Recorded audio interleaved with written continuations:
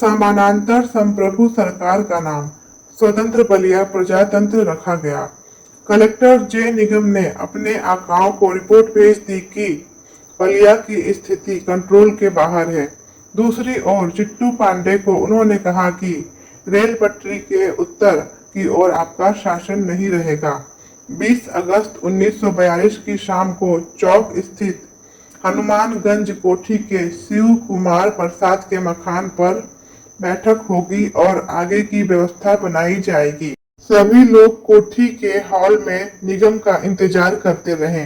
तभी निगम का फरमान लेकर वहां एक सिपाही पहुंचा, जिसमें निगम ने कहा था कि यहाँ कर्फ्यू लागू हो गया है, इसलिए बैठक में मेरा शामिल होना संभव नहीं है। चित्तू पांडे, राधा मोहन सिंह, विश्वनाथ चौबे और सभी लोग चकित रह गए। फरमान एक लारी पर चारों तरफ घूमने लगा।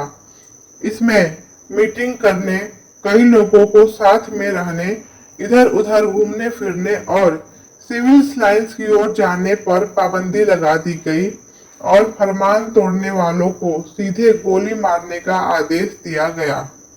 पूरे क्षेत्र में सन्नाटा छा गया। स्वतंत्र बलिया प्रजातंत्र बना तो जरूर, लेकिन वह प्रशासन तंत्र पर हावी नहीं हो पाया।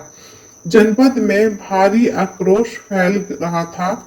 प्रशासन कुछ भी करने की स्थिति में नहीं था। उसने अपनी रिपोर्ट तो भेजी दी थी, लेकिन ऊपर के अधिकारियों का आदेश जब तक नहीं होता तब तक वे हताश ही बैठे रहे। 9 अगस्त 1942 से तब तक के 12 दिनों में कोई अपराध नहीं हुआ। अगर अपराध हुआ भी तो वह अंग्रेजी हुकूमत के आलमबरदारों द्वारा हुआ। किसी की मुंह उखाड़ी गई, किसी को पेशाब कराकर जबरन पिलाया गया। हंटर और कोड़ों से सैकड़ों आंदोलनकारियों को निर्मम ढंग से पीटा गया। पेड़ पर उल्टा लटकाकर कोड़ों से पिटाई की गई। इतना ही नहीं, जेल के भीतर भी नेताओं को प्रताड़ित किया गया।